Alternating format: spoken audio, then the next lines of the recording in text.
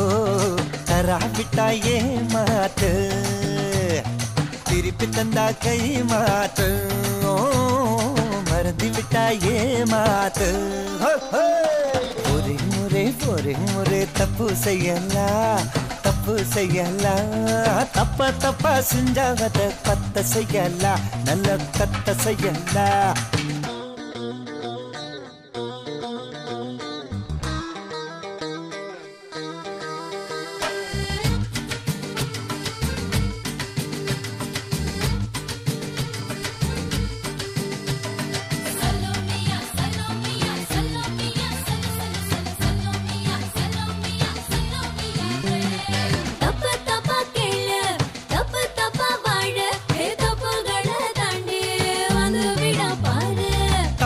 ஒரு வீட்டும் தரு பாடம் தண்ணியில என்ன செய்யும் ஓடம்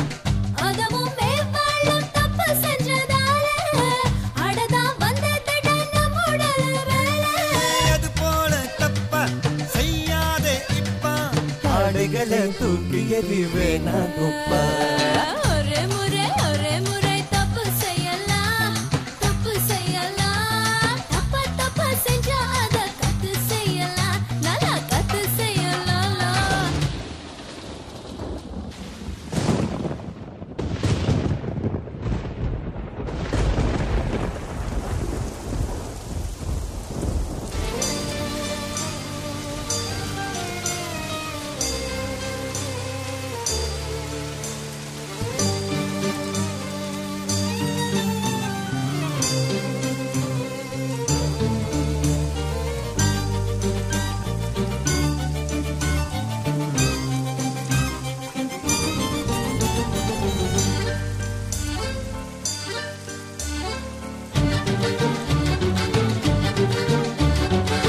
மேகம் கூட ஆண் பிள்ளைதானா மழையா ஒன்று தொடுகின்றதே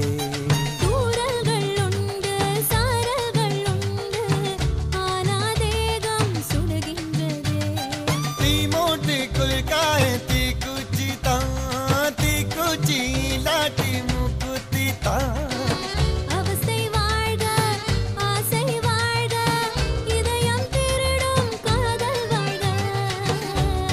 வாழ்க கனவம் வாழ்க காற்றல் மிதக்கும் இளமை வாழ்க ஒரே முறை தப்பு செய்யலாம் அம்மா தப்பு செய்யலாம் தப்பா செஞ்சாத கத்து செய்யலாம் நல்லா கத்து செய்யலாம் ஒரே முறை பொய்ய சொல்லலாம் பொய்ய நம்ப வைக்காதே நாம் பொய்கள் சொல்லலாம்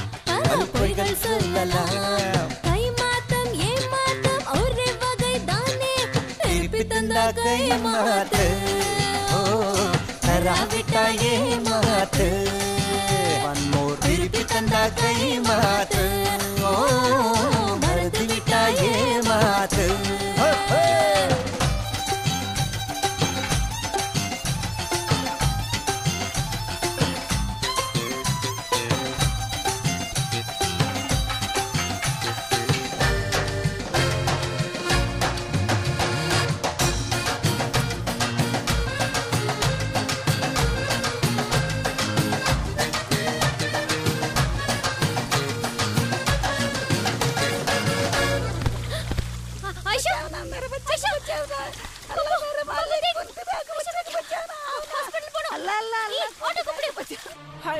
मेरी बच्ची क्या होगा सिस्टर என்னாச்சு பாருங்களேன் பயப்படாதீங்க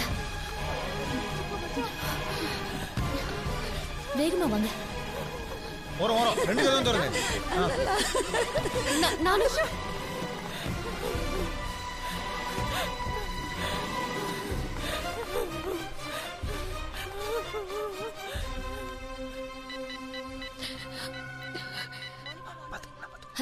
ஹலோ டாக்டர் சிங்கர்வேலர் நகர்ல இருந்து நம்ம ட்ரீட்மென்ட்ல இருக்கிற ஆஷா நம்ம ஹாஸ்பிடல்ல அட்மிட் ஆயிருக்கு. Very good. எப்போ? இப்பதான் 10 நிமிஷம் ஆகுது. யார் பக்கத்துல இருக்காங்க? அவங்க குடும்பமே இருக்குங்க டாக்டர். ஈதான் கொண்டு வந்து அட்மிட் பண்ணிருக்காரு. ஈ கிட்ட கொடுக்கறேன். Hello doctor. நான் ட்ரீட்மெண்ட் எடுக்க சொல்றேன். அவங்கள எதுக்கும் கவலைப்படாம இருக்க சொல்லு. பாட்டி எப்படி இருக்காங்க? நல்லா இருக்காங்க டாக்டர். போனை நர்ஸு கிட்ட கொடு. இந்தாங்க. ஹலோ. மருந்து எதுவும் கொடுக்காத. பல்ஸ் எப்படி இருக்குன்னு பாரு. நான் 1 ஹவர்ல அங்க வரேன். இதுல ஒரு கையெழுத்து போடுங்க. இங்க ஒண்ணு. லில்லி 10 ml இன்ஜெக்ஷன் போடு. சரியா ஹாஃப் அன் ஹவருக்கு ஒரு தடவை 3 ml ஏத்து. முதல்ல ஃபிட்ஸ் நிக்கும், அப்ப அவங்கள உள்ள அனுப்பு. டைஃபாய்டு, கால்ரா, பிளேக், சிக்கன் குனியா இப்படி ஏதாவது ஒரு தெரிஞ்ச நோயா அவங்க கிட்ட சொல்லிடு. அப்புறம் எல்லா ரிப்போர்ட்ஸையும் என் ப்ராஜெக்ட் சென்டருக்கு அனுப்பி வை. Okay doctor.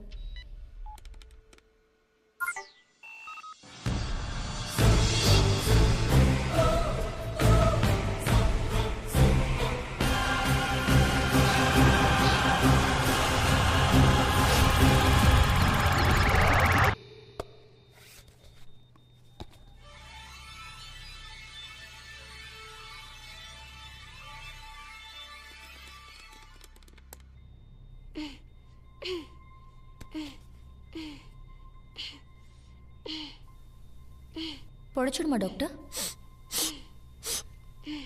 எப்படி பொழைக்கும்? கஷ்டம். எப்படி இருந்தாலும் என்னோட ரிசர்ச் சக்சஸ் தான். ஒரு டாக்டரா இருந்துட்டு நீங்க இந்த முதல்ல செய்யலாமா? டாக்டரா? நான் எப்போவாவது சொன்னேன். நான் பார்க்கறது டாக்டர் தொழில் இல்ல, கோடி கோடியா லாபம் வரப்போற இன்டர்நேஷனல் பிசினஸ். இந்த விஷயம் எல்லாம் இந்த குழந்தையை அட்மிட் பண்ணாங்களே அவங்களுக்கு தெரிஞ்சா? இதுவா? இது வரைக்கும் இந்த மாதிரி ஆராய்ச்சிங்க இந்தியால எத்தனை நடந்திருக்கு தெரியுமா? படிச்சவங்களுக்கே தெரியாது. இதுல இந்த காக்கா எங்க தெரிய போகுது? நானே என் சீனியர் டாக்டருக்கு நல்ல இதயத்தோட வந்தவங்களை இதய நோயின்னு பொய் சொல்லி ஆராய்ச்சிக்கு அனுப்பியிருக்கேன் தெரியுமா? நோயே இல்லாதவங்களுக்கு கூட நான் நோயை வரவழைச்சு ஆராய்ச்சி பண்ணியிருக்கேன். 1994ல மும்பைல பட்டாச்சாரியான ஒரு டாக்டர் எய்ட்ஸுக்கு மருந்து கண்டுபிடிக்கிறேன்னு சொல்லி 9 பசங்களுக்கும் ஒரு பொண்ணுக்கும் நாயிலிருந்து வைரஸ் எடுத்து இன்ஜெக்ஷன் போட்டுக்கிட்டே இருந்தாரு. கடைசியில எய்ட்ஸ் குணமாகல.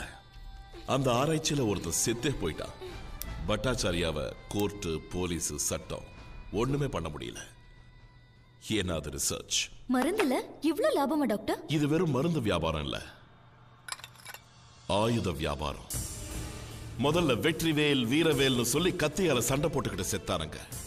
அப்புறம் முதல் உலக போர்ல கும்பல் கும்பலா துப்பாக்கியால சுட்டுக்கிட்டு செத்தானுங்க. அதுக்கப்புறம் 2வது உலக போர்ல அணுகுண்டை கண்டுபிடிச்சு கூட்டம் கூட்டமா செத்தானுங்க. அடுத்து வரப்போற சண்டைக்கு இந்த மருந்து தான் ஆயுதம். It's a bio war.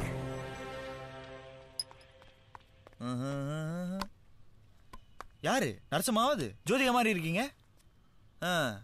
நான் மாசம் வந்து ஊசி குத்திக்கிட்டு 3 மாசத்துக்கு சேர்த்து ஒரேடியா 3 குத்திர வேண்டியதானே?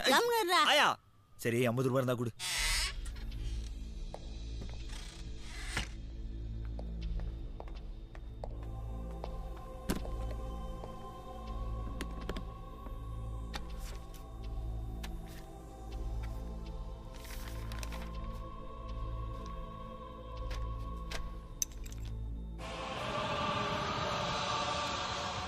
என்னையாது ஆராய்ச்சி.